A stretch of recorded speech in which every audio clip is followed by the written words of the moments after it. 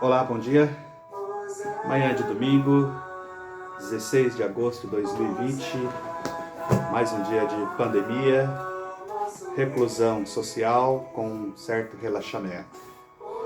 Que Deus abençoe a sua vida ricamente, que o nosso Deus, o Senhor Jesus Cristo, nos guarde na nossa jornada.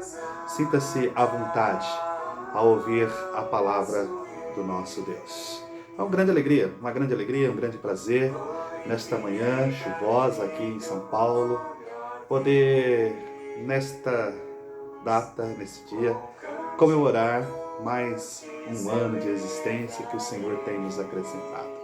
E poder, com grande alegria, louvá-lo, glorificar ao nome do nosso Deus. Amados, vamos fazer uma oração, buscar ao nosso Deus e Pai, louvá-lo com as nossas vozes. Vamos orar. Pai querido, nós te agradecemos por esta manhã, pela oportunidade, ó Deus, de contemplar a tua criação, de acordar com o barulho da chuva, de poder olhar para as árvores, para a criação, e poder, ó Pai querido, louvar o teu santo nome, cantar hosana, hosana, hosana ao nosso Pai, ao nosso Rei. Poder erguer as nossas vozes até os céus. Pai querido, neste momento pedimos que o Senhor nos abençoe com a leitura da tua palavra, com o entendimento da mesma, e nos ajude, ó Pai, a praticá-la, a cada dia viver tudo aquilo que o Senhor requer de nós. Abençoe, ó Pai, todas as pessoas que estão nos assistindo, que elas se sintam, ó Pai, preenchidas pelo Espírito Santo. Esteja abençoando, ó Pai querido, todas as famílias que neste momento choram porque perderam alguém querido. Abençoe, ó Pai, este lar que está em luto, este lar, ó Pai, que sofre pela enfermidade.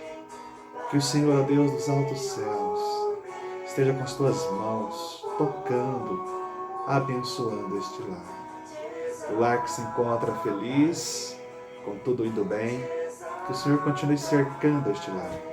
Se porventura alguma coisa ferir este lar, que o Senhor dê forças para suportar. Abençoe-nos, ó Pai, seremos agraciados. Oramos em nome do Senhor Jesus Cristo. Amém. Amados, já estamos há alguns domingos meditando no Sermão do Monte, o sermão pregado pelo nosso Senhor Jesus Cristo. E nesta manhã nós daremos continuidade em Mateus capítulo 5, do versículo 21 até o versículo de número 26. Iniciamos domingo passado falando sobre a lei de Deus versus tradição humana. E demos ali uma introdução e falamos 2 pontos.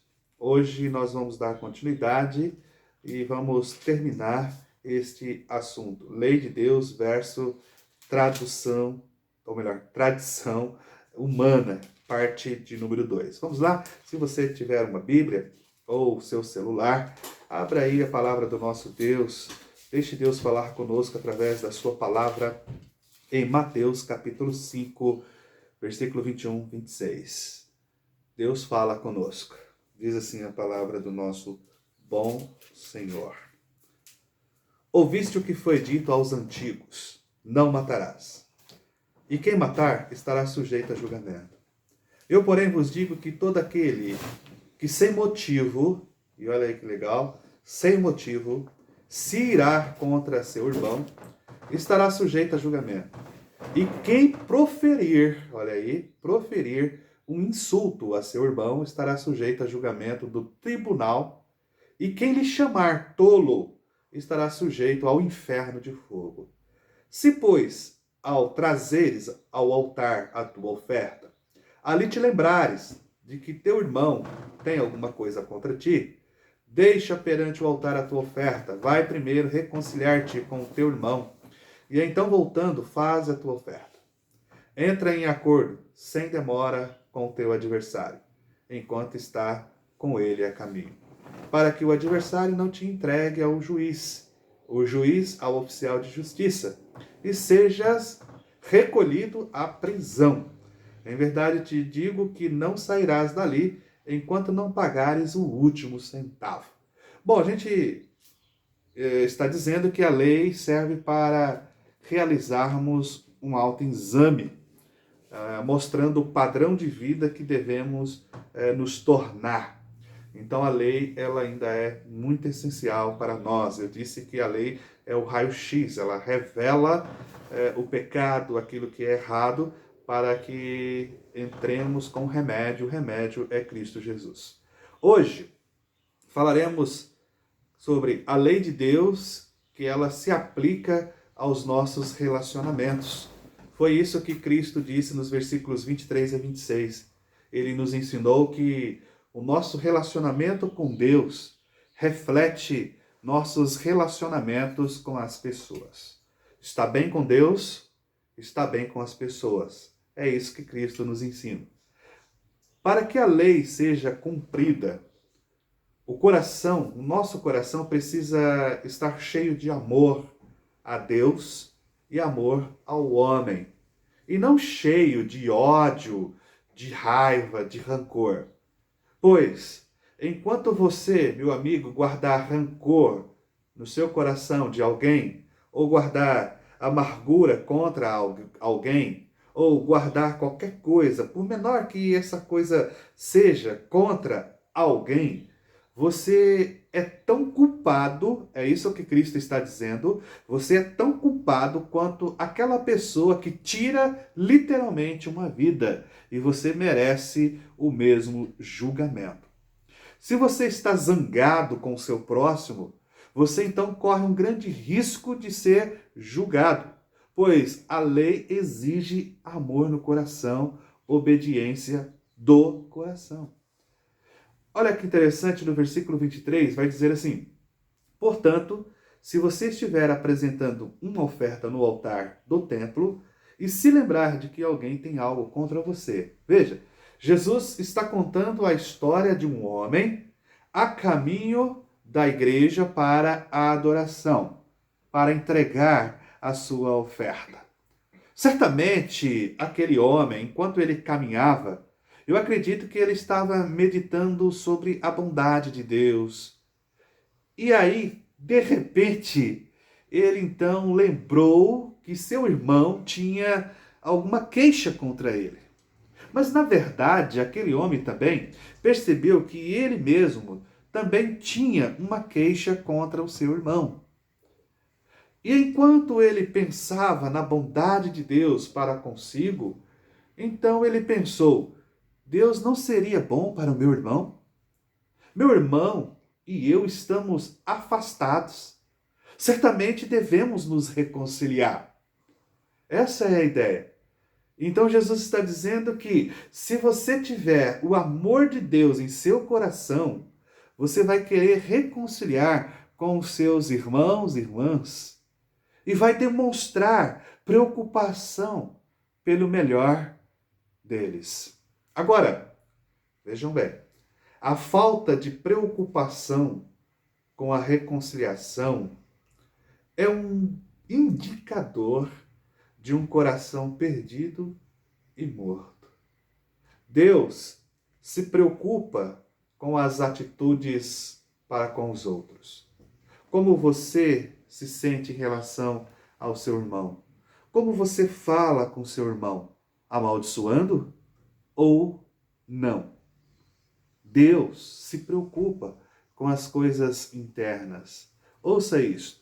Portanto, se você estiver apresentando uma oferta no altar, a ideia aqui é você indo à igreja, estando diante do altar, vai depositar a sua oferta no gasofilácio, nos pés do altar, e aí você se lembra que seu irmão tem qualquer coisa contra você.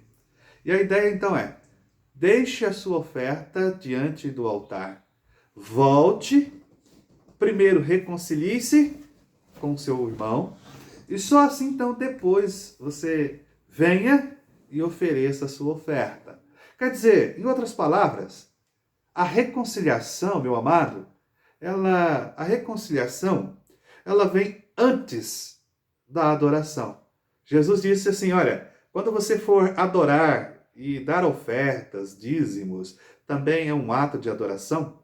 Então ele diz, quando você for adorar, e se você porventura tiver uma queixa contra o seu próximo, ou o seu próximo contra você, se você se lembrar dessa situação, primeiro vai lá, acerte tudo isso, então volte e então continue dando a sua oferta, a sua adoração.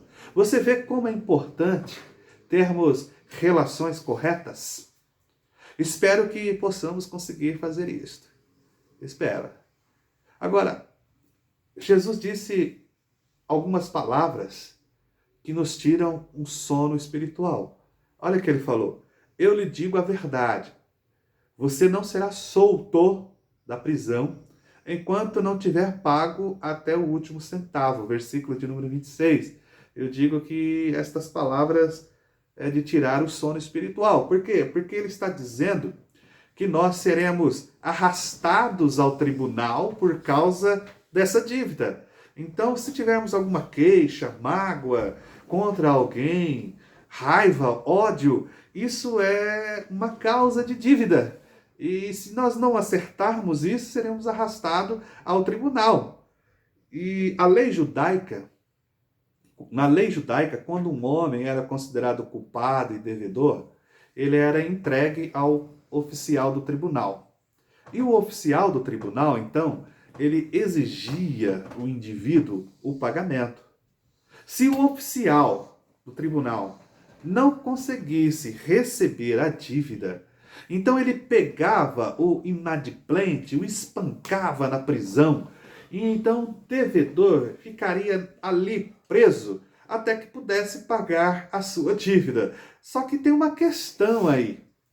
Se você estiver na prisão, preso, talvez nunca poderá pagar uma dívida. Logo, Jesus está dizendo aqui, então resolva fora do tribunal. Reconcilie antes que tenha um julgamento severo e você não possa reconciliar de forma alguma. Porque amanhã talvez seja tarde demais. Você será lançado na prisão e terá que ficar preso, sem a possibilidade de pagar essa dívida. E então será tarde demais. Eu acredito que Jesus está dizendo que Deus é o juiz e o inferno é a punição.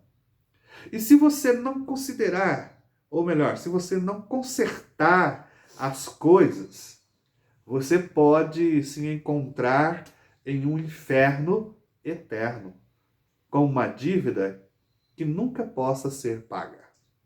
Esta é a questão. Deixe-me resumir o que Jesus está dizendo. Você não pode matar literalmente, mas se estiver com raiva, ódio de alguém, você já o amaldiçoou. Por isso Jesus diz que a lei dele é muito mais que a lei dos fariseus, dos escribas. Porque não é apenas coisas externas, mas interna. Trata-se do coração. Se você tem algo contra o seu próximo, você está em perigo de julgamento. Não faça mais isto. Não faça. Corrija essa situação enquanto há tempo para fazer. Quando você entrar em conflito com alguém, o mais rápido que puder, resolva esse problema. Porque você também está sujeito ao perigo de inferno. Isso é o que Jesus está dizendo. Ouça, então, quem é o assassino? Quem é o assassino? Pergunte a si mesmo, quem é o assassino? Você já ficou com raiva? Hã? Você já chamou alguém de tolo, de besta, de bobo? Talvez alguém até que você ame mesmo, alguém da sua família. Você já chamou alguém de tolo, de besta? Hoje é muito assim, dos nossos dias, assim, chamar a pessoa de chata, né? Você já fez isso alguma vez? Você já amaldiçoou alguém? Você já foi à igreja para adorar enquanto tinha amargura em seu coração? Quanta hipocrisia, meu amigo, quanta hipocrisia. Então, você é igual a um assassino, porque permitiu que o conflito, a amargura, o ódio e a raiva entrassem em seu coração. Jesus está dizendo, não há diferença de um assassino que mata literalmente. A diferença são as consequências. As consequências para quem faz isso literalmente são mais agravantes.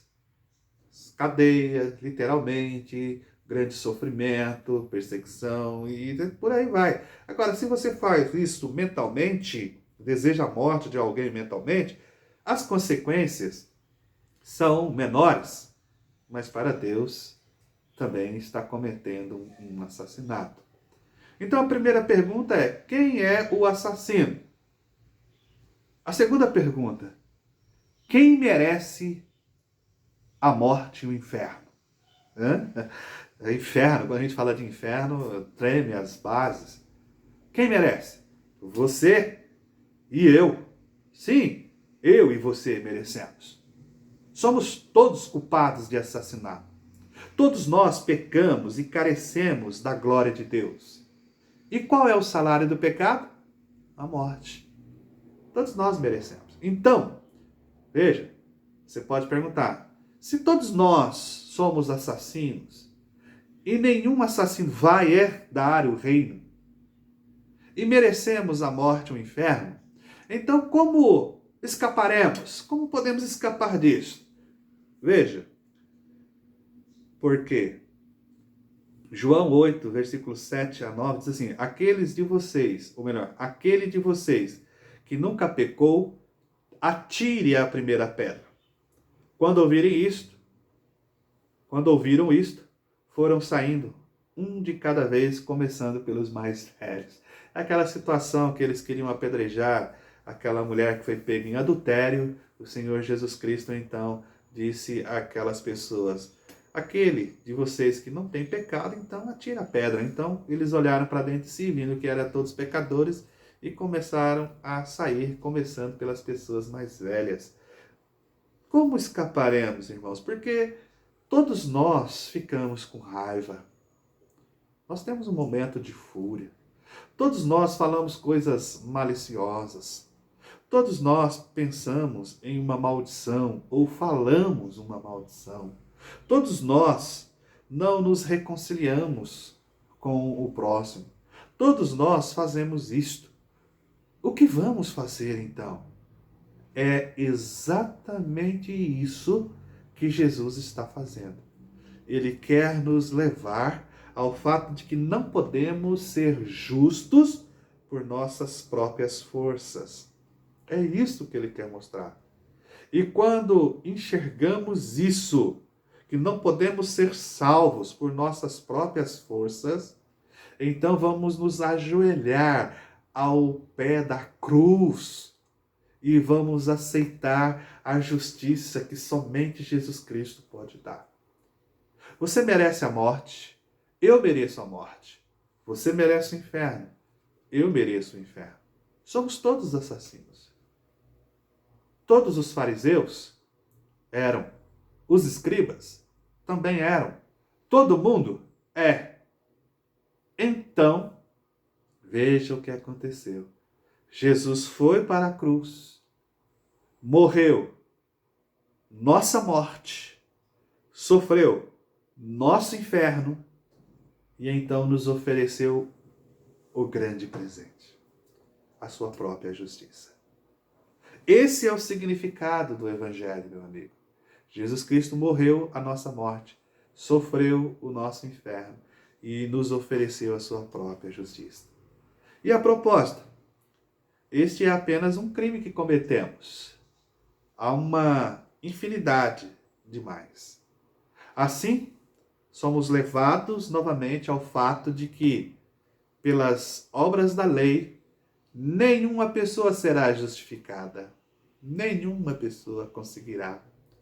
Por isso precisamos, meus amigos, meus irmãos e irmãs, precisamos desesperadamente da justiça que vem como um presente de Deus. Paulo chama de a justiça de Jesus Cristo imputada a nós. Precisamos desesperadamente da justiça de Cristo, porque somos falhos, somos pecadores. Somente ela pode nos ajudar. Bom, deixe-me encerrar. Deus tinha todos os motivos para estar zangado conosco. Deus tinha todos os motivos para nos odiar com justiça.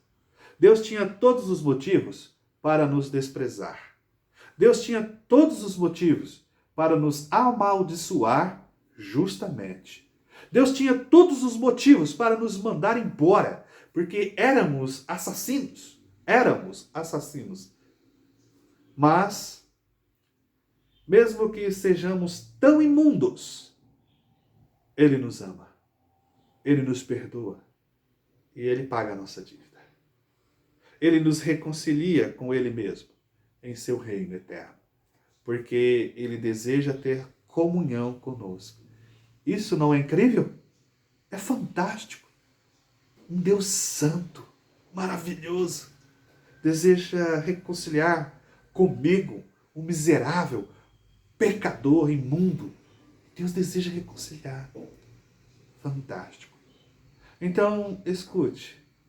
Se um Deus santo deseja se reconciliar com assassinos vis como nós, então nós também, meu querido, nós também podemos encontrar em nosso coração a reconciliação com nossos irmãos. Jesus estabelece o padrão. Vejam a nota final. Se você não se importa, isso é muito sério, meu querido. Se você não se importa com o seu próximo, se você não deseja se reconciliar com ele, isso é um sinal espiritual de que o seu coração não está bem com Deus. Não está bem com Deus. Mesmo que você vá até a igreja, ofereça suas ofertas, dê o seu dízimo, vá às reuniões semanais. Está difícil esses dias, né? Dias de pandemia, de ter reuniões presenciais. Estamos com muitas igrejas de portas fechadas, a igreja física, porque a igreja que é o corpo de Cristo continua se reunindo, graças a Deus, através do meio online. Então essa não está fechada a igreja física de argamassa. Mas veja, se você oferece a sua oferta, seu dízimo, seu louvor, suas atividades à comunidade aonde você é membro, mas no seu coração você guarda queixa contra o seu próximo, mesmo que você faça toda essa adoração ao Senhor, você se encontra longe de Deus. E isso é o mais preocupante, porque você pode ser uma pessoa assídua na sua comunidade, praticar de todas as atividades da igreja, mas veja bem, seu coração pode estar longe de Deus com essa atitude. O que nós podemos aplicar? Qual é a minha atitude de coração? Se a minha atitude de coração é odiosa para com os outros, é uma indicação de que há algo errado. E a minha língua? Eu falo palavras que destroem os outros? Se eu faço isso, isso me diz sobre o meu estado, o estado do meu coração. E finalmente, qual é a minha atitude em relação aos meus irmãos? Fico preocupado quando ofendo os outros e procuro a reconciliação em vez de esperar que eles venham até a mim? Ou não? Estou tão preocupado com o bem-estar do meu irmão e da minha irmã que desejo mostrar o amor de Deus em meu coração, reconciliando-me com ele, ou não me importo? Bom, se eu não me importo, isso então está revelando a ausência de amor em nosso coração. Veja bem, certa vez um pregador disse em uma conferência: "Louvado seja Deus, eu não fico com raiva há 21 anos. Então alguém na primeira fila disse: "Gostaria de perguntar isso à sua esposa." É interessante, né? Por quê? Porque todos nós somos pecadores, todos nós temos os nossos momentos de raiva, ódio, mas nós devemos ir lapidando isso. E isso é de dentro para fora. A lei trabalha assim, de dentro para fora. A lei mostra o que Deus nos fará um dia. E nós devemos desejar agora nos tornar o que seremos então. Meu amado, que Deus abençoe a sua vida ricamente. Que o Senhor aplique esta palavra no seu coração. Vamos orar mais uma vez? Vamos olhar para Ele em oração? Pai nosso, agradecemos a sua palavra e pedimos que o Senhor a torne realidade em nossa experiência pela graça através da fé. Pedimos em nome de Jesus. Amém. Meu querido, foi muito bom a sua presença aqui conosco. Espero que tenha ajudado na compreensão da palavra do nosso Deus e que Deus seja com você sempre, com a sua família. Um bom domingo e eu quero convidá-lo para hoje à noite, às 19 horas, no Facebook, no canal da Igreja Presbiteriana Conservadora de Jardim São Pedro. Esteja lá conosco, compartilhando mais um pouquinho da série que estamos falando no Livro dos Reis. Deus abençoe grandemente o seu dia e um ótimo domingo. Até a noite.